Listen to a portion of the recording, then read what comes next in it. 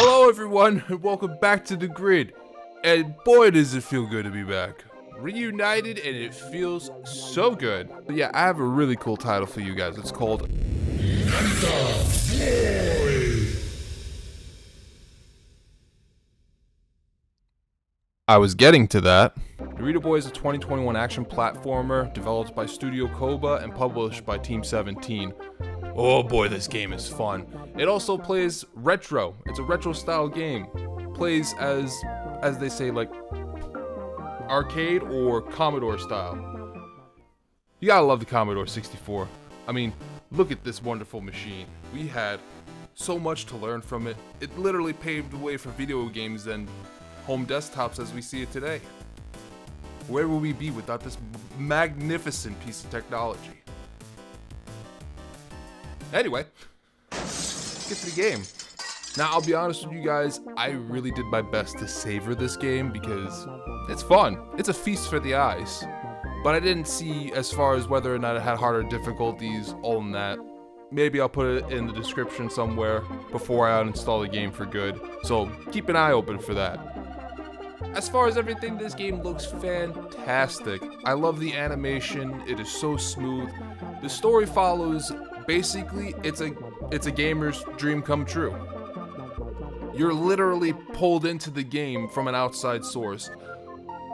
Really just reminds me of just Tron and Last Starfighter. The 80s sci-fi that I grew up with.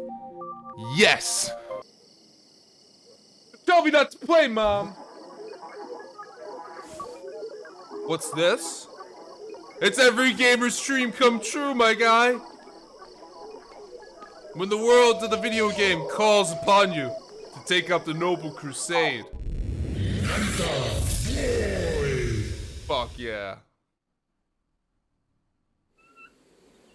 But the story of Narita Boy is really on the nose.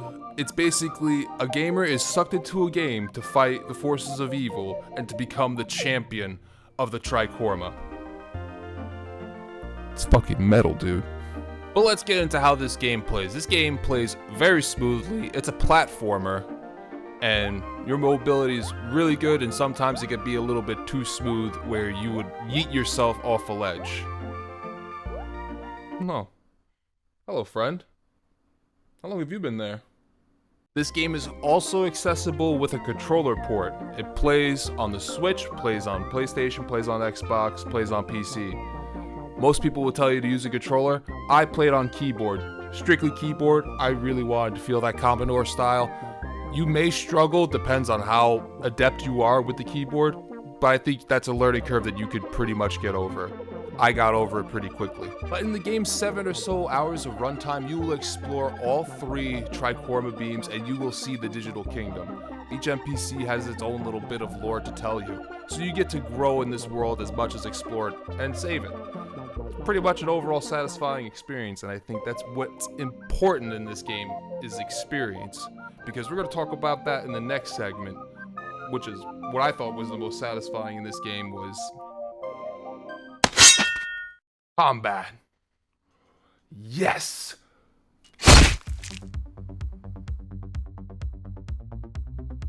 Now, I only have a handful of gripes with combat. It's not terrible. It requires you to learn patterns and have some patience and know how to use the game's mechanics and proper, notions and on proper enemies. My 2 only gripes with combat is that 1, the legendary Tricorma dudes, it's a glass cannon buff. Basically, you do double the damage, but also the enemies do the same double damage to you if you're matching colors, and that's the only way that this buff works. My second gripe is in the House of the Yellow Beam, where you're riding the horse. And the whole entire segment, you have to speed through enemies, but you're also hitting things that hurt you. But the only way to regain your health is to speed through enemies. So you're essentially killing yourself. Not a fun mechanic. Oh, by the way, you get a horse, and it turns into a mecha suit, and it's pretty metal.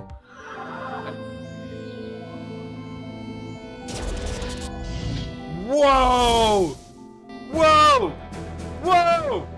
Whoa! Excuse me?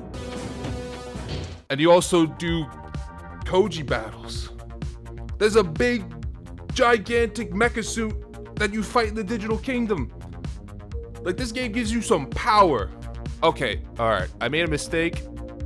There is one more, so that's 3 gripes in combat. I never used the shotgun at all. If not, like maybe 1 or 2 fights at a time. I was most likely leaning on my sword, my uppercuts, my downward strokes, my shoulder bashes, and my dashes. And my ultra beam. I never really used the shotgun, so if we could just change that, I mean, so I bet some other people used it, but moving on.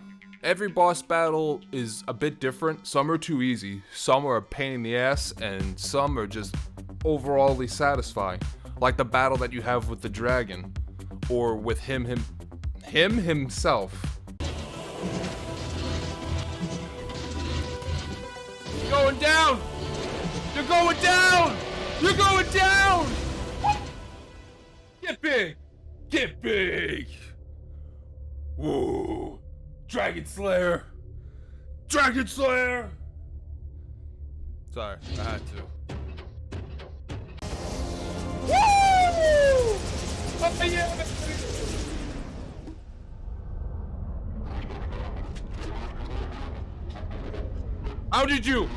How did you overcome my digital form? But don't think you're done with me. Oh, I'm just getting warmed up, bitch. Yeah, the name of the antagonist is in this game is him. Not that I have a problem with that, it's just that him himself. But boss battles at the end of the day are still very super triumphant, and you will feel pretty enthused that you beat the boss. That you quite literally saved the world. You also get a floppy disk board that you use to get around there. See, yep, there he goes. And he's gone. But you know what? This action platformer was definitely a breath of fresh air after the monotony of the shooting games that I've been playing lately. Not that I'm saying I'm done with shooters, but definitely action platformers was definitely the right way to go. I have another action platformer in mind that I would like to post as well, so stay tuned to that. But in conclusion, I give Narita Boy a 9 out of 10.